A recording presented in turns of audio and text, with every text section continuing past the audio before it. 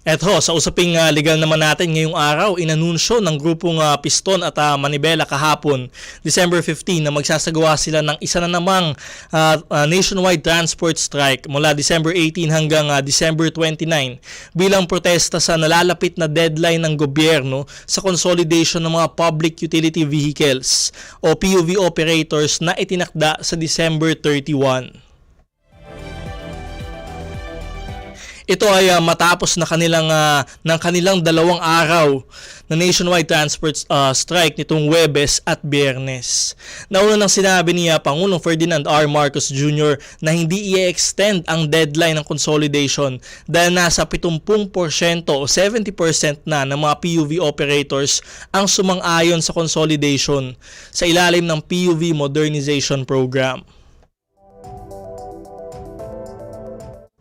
Nitong Huwebes, December 14 ay naglabas naman ng Land Transportation, Franchising and Regulatory Board o LTFRB ng Memorandum Circular 2023-051 na nagsasabi na matatanggalan ng prangkisa ang lahat ng PUV operators na hindi makakapag-file ng kanilang mga application for consolidation sa December 31 ng kasalukuyang taon. Para ipaliwanag sa atin ang konsepto ng consolidation at iba pa hong usapin sa ilalim ng PUV Modernization Program, kasama natin ang Chairperson ng Office of Transportation Cooperatives, Jesus Ferdinand D. Ortega. Magandang araw po, Chairperson Ortega. Welcome po sa Usaping Legal. Kayo ay napapakinggan sa Radyo Pilipinas at napapanood na din sa PTV. Attorney Danny Galang, good morning sa iyo at sa mga nanonood or nakikinig ng iyong magandang programa. Good morning. Good morning, sir. Sir, para ho sa kaalaman ng lahat ho, ano ho ba yung mandato ng Office of the Transportation Cooperatives sa ilalim ho ng DOTR? Ang Office of Transportation Cooperatives, ang mandato namin ay tulungan yung ating mga jeepney drivers, mga operators nationwide, na magbuo into a transportation cooperatives. Kasi alam mo naman, pag ikaw ay nagbuo ng isang kooperatiba, meron kayong 15 members or more, or as compared to mag-isa ka, jeepney driver, mag-isa ka, operator, iba kung buo, iba kung solido ang inyong grupo. And that is the objective of the government. And the objective of cooperative since 50 years ago na lumakas, maging solido para mas maganda ang buhay ng ating mga jeepney drivers and operators. Ang mandato namin, tulungan sila para bumuo ng isang kooperatiba. Sir, yun, nabanggit nyo na po yung sa mga kooperatiba, Ano ho ba talaga yung layunin ng consolidation, At bakit ho ba ito kailangan sa ating PUV Modernization Program? Parang pinakamalaking basis, Pasensya na, meron akong aso nasa tabi ko na medyo malungkot, but rest assured, tuloy ako sa pagsasagot sa inyo. Ang consolidation basically sa programa ng PUVMP ay para sila ay magsama-sama, lahat ng prangkisa ng bawat drivers ay operators ay maging isa para magpatakbo sila ng solido. Parang mangyayari hindi na one driver, one operator, ang kanilang programa o ang kanilang proseso, ngunit magsama-sama sila para mag-isang effective group or effective organization to do their business, which is the transportation business. Sir, parang kung ako jeepney driver ho ako, ano ho yung parang pinaka-tangible na benepisyo nga ho, Ano ho yung mapapala ko dun sa pagsali dun sa consolidation o dun sa isang kooperatiba versus dun sa kung mag-isa lang ho ako na dati ho, 'di ba, mag-isa lang naman na may prangkisa. Ano ho yung mga benepisyo kaya na makukuha ko bilang pagsali ho dun sa kooperatiba? Unang-una, wala na dito yung boundary system na hindi mo masasabi magkano kikitain mo sa isang araw. Dito, magkakaroon ka ng parang minimum wage or a certain salary gaya ng isang ordinaryong manggagawa sa ating bansa. Then, meron ka ng mga government benefits, SSS. May pag-ibig ka, may PhilHealth ka. And then, pag ikaw ay kooperatiba, every year, meron kayong dividendo, depende sa lakas, sa galing, o sa ganda ng inyong kooperatiba, magkakaroon ka ng dividends.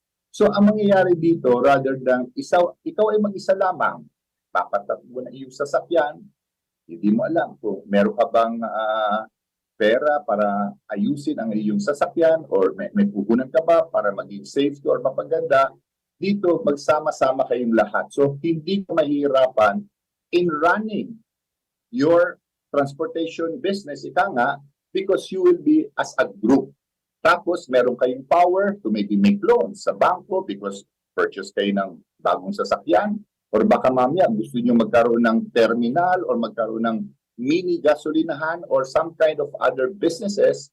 So, ang ika nga yung option or yung future ng isang ordinary operator or driver will be very great or will be very maganda ang kinabukasan because this will definitely improve your life, no? Lalo na sa parte ng gobyerno, like sa OTC and DOTR, we will be there to help you step by step hanggang ika nga magiging malakas ka na, magiging maganda ka na, and you will grow definitely. Not only, sometimes hindi lang isang transportation cooperative ang magiging ending mo.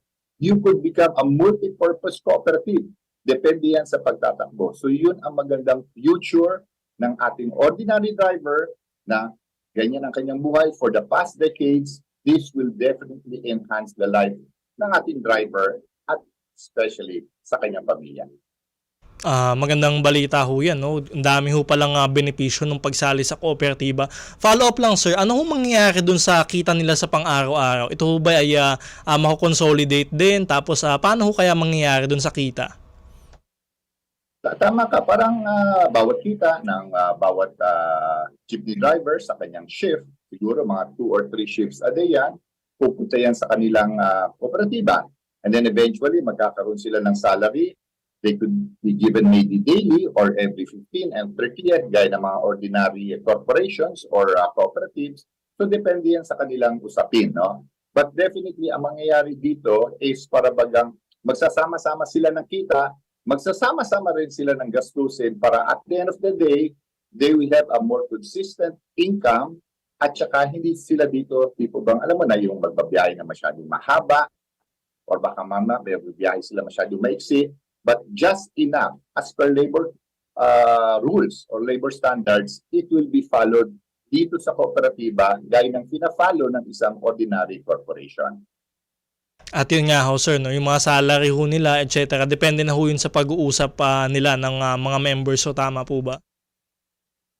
Yeah, not only pag-uusap na magka-concur ang buong kooperatiba because this will be a decision not only by the chairman or maybe officers lang. This is a decision by the whole membership ng kooperatiba. Ito yung maganda dito. Yung power ngayon ng kooperatiba ay hindi lang pupunta sa officers, ngunit sa kamay rin ng buong membership. That's why yung responsibilidad dito ay mabigat, ha? Hindi lang mabigat ang responsibilidad ng isang chairman o isang board member. Mabigat din ang responsibility ng isang ordinaryong member.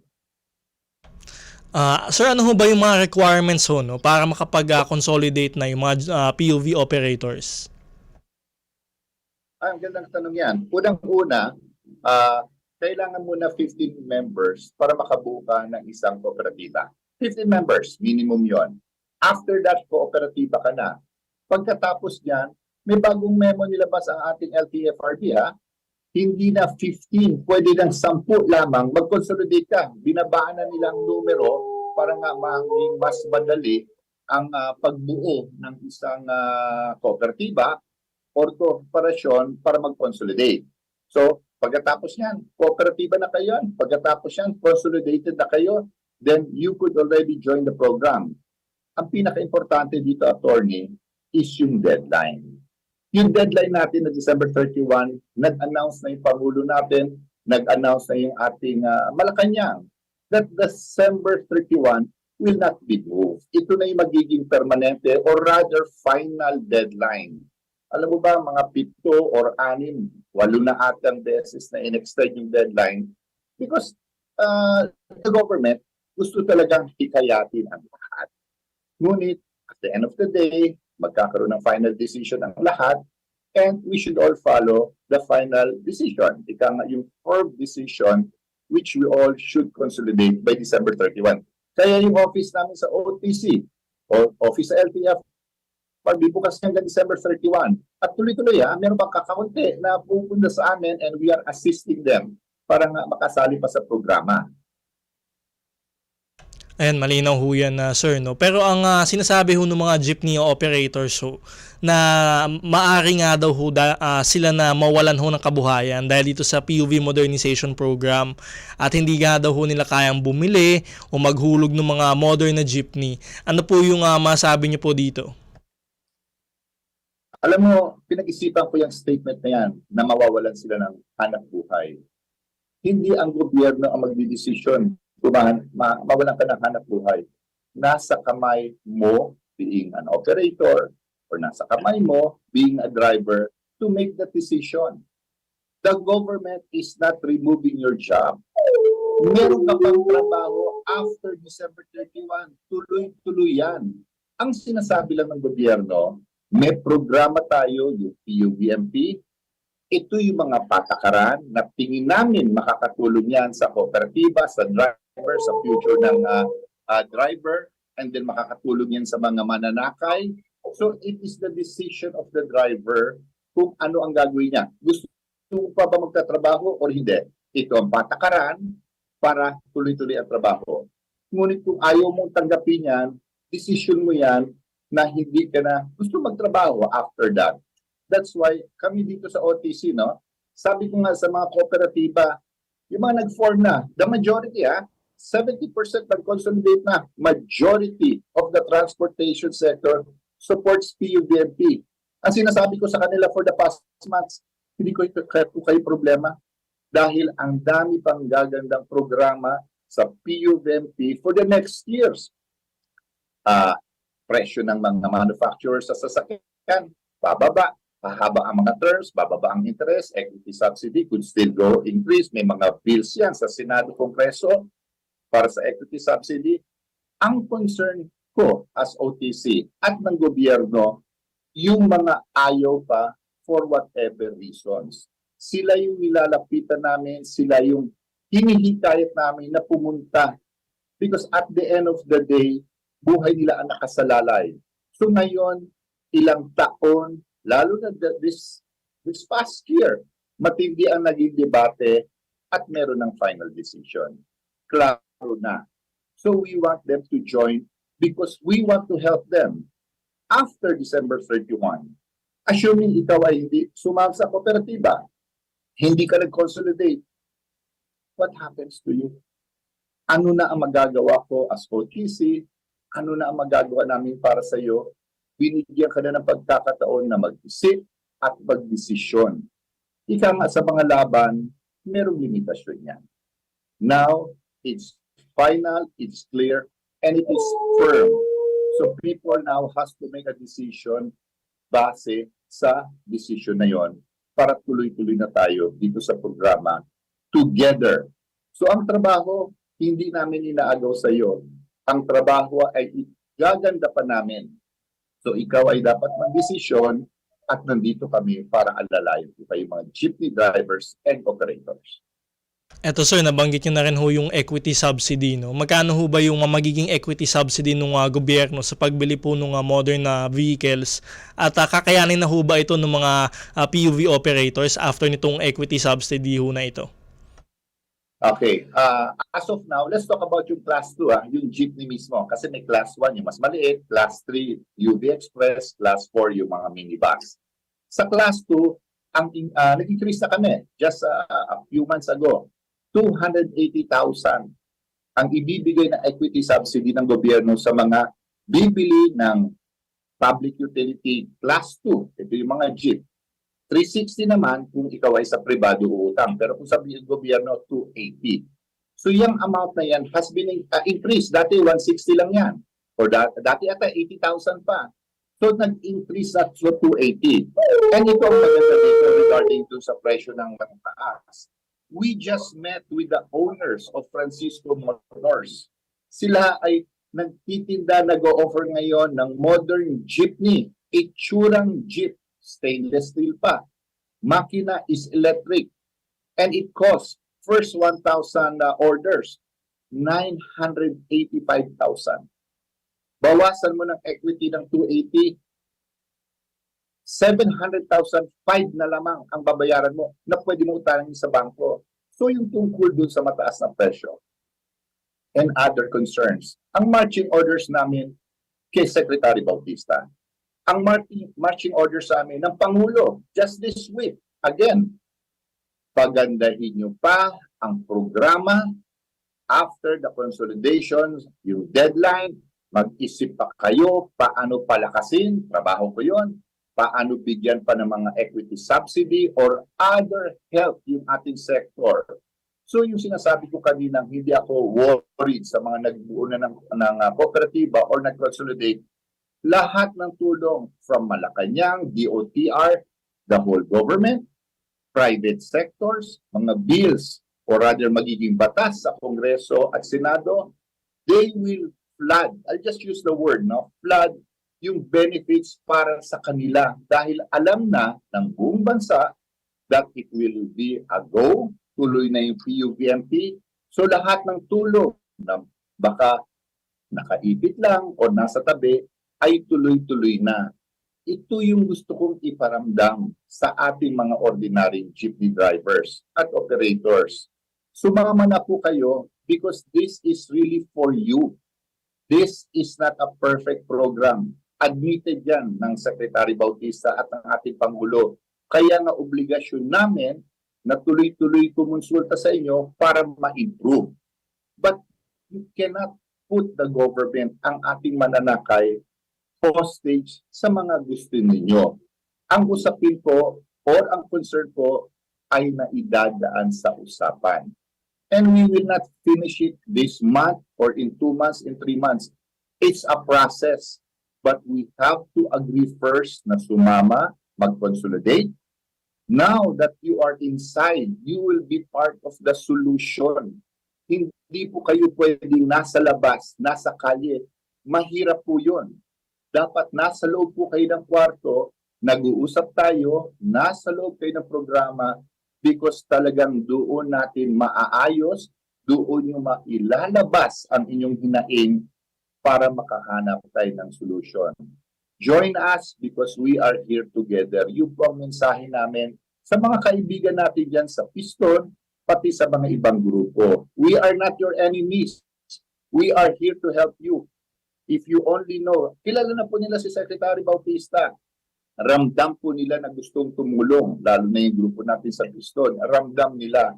Let us take advantage of this relationship. Take advantage of these good people, our secretary, our president. Huwag natin sayangin ang mga ito because makikinabang po tayo dito in the long run and even soon. Ayun sir, malinaw ho yan, no?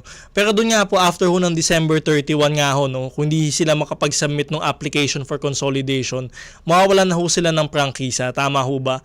And then, yun nga ho, ang sinasabi ng mga ibang grupo nga ho, kung madami ho yung mawawalan ng prangkisa, kakaunti na lang ho yung babiyahe sa lansangan ho, no? Maaari ho ba itong magdulot kaya ng crisis ho sa transportasyon at hirap po sa ating mga commuter?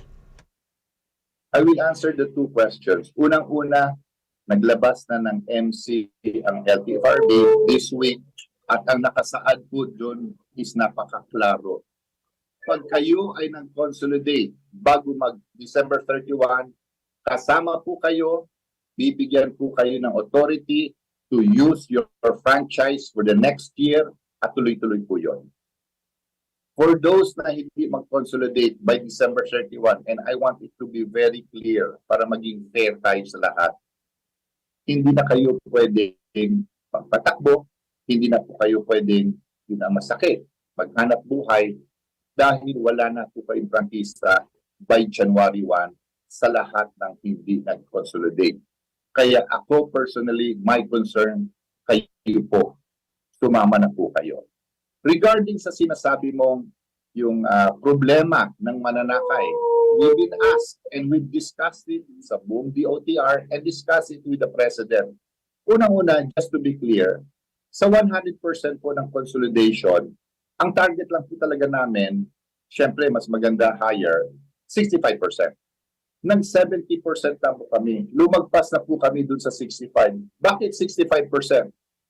Ang consolidation is based on the units. Ang units po na pinag-uusapan natin, this is around 200,000 plus, 210 or 20,000 plus. This talks about yung jeepney, na ang sasakyan na yan ay maximum siguro mga 20 ang pasahero. Ang papalit po dyan are modern vehicles, modern jeepney, na ang pasahero po is at least 30, 30. So there's a 1/3 difference from the ordinary jeepney to the modern vehicles. Kaya kung titingnan natin yung numero ng modern vehicles with the jeepney, kahit na 2/3 lang, mapupuno na ng modern vehicle yung capacity ng 100% na traditional jeepney. Kaya nga po, ganun po yung objective, even at 65% okay na po. Ngayon, sa Metro Manila, diretsoin na natin yung one of the areas na mababa ang consolidation. Sa Metro Manila po, ang mga hindi nag-consolidate dyan, yung sa mga maliliit na ruta, yung maliliit na kalye, yung maliliit or maiksi pong biyahe. And because of that, pag nagkaroon na pag umabot na tayo ng January, ready na po tayo wherein other modes of transportation, the bigger ones, bus, minibus, even tricycles, even yung mga motorcycle taxi or mga taxi po, yung mga sasakyan na taxi, they can compensate yung mga assuming hindi nagpa-consolidate sa mga certain routes. And then also, nandyan po yung LGUs during the transition period. Meron po tayong usapin, tulungan with our local governments, and they will have the libreng sakay or rescue vehicles para po tulungan yung mga walang masasakyan. Now, ang gagawin pa ng LTFRB, yung mga consolidated na kooperatiba or korporasyon in Metro Manila, even outside of Metro Manila, we can and we will allow them to ply the routes ng mga hindi na consolidate para tulungan yung mga mananakay na magkaroon ng mga transportation, among others. So we have pinpointed areas saan kami tututok. We have strategized kung anong moves to address itong mga lugar na walang consolidation. Definitely, we know, we are prepared, but even ganun ang aming attitude, kami po ay naghihikayat pa with all humility na sumama po.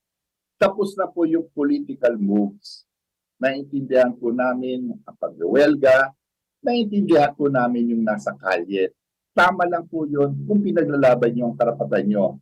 But at the end of the day, there is a limitation. May limitasyon po yan kung hanggang saan lang po. At umabot na po tayo sa limitation. Nagsalita na po yung Pangulo, respetuhin natin. Because when the President made the decision, I was in Malacanang, kita ko po how knowledgeable he is of the situation. He was firm in making the decision. Kailangan ito ng mga mananakay. Let us respect the majority of the transportation sectors. Tulungan pa rin natin yung ayaw mag-consolidate up to a certain limit. But after that, talagang tuloy-tuloy natin. So, ibig ko sabihin, it's written on the wall, tuloy ang programa, and let us respect and embrace that. Ayan ho, malinaw ho yan sir, no? At mabuti din ho, nalatag nyo din ho yung plano ho, no, ng DOTR, LTFRB para naman ho dun sa mga mananakay natin sa mga susunod na taon ho. No? Sir, panghuli na lamang ho, ano ho yung mensahe nyo doon sa mga PUV operators na ayaw pa din ho mag-consolidate hanggang sa ngayon? Sa mga operators, drivers na hindi pa nagko-consolidate, kaibigan niyo po kami dito sa gobyerno. Kaibigan, ako po, chairman ng OTC. I am here to support the transportation sector. Day one pa lang ng pagpasok ko. Chairman Guadis is there for the transportation sectors.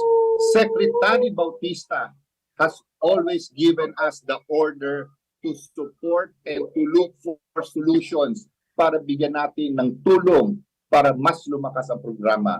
The President believes in cooperative.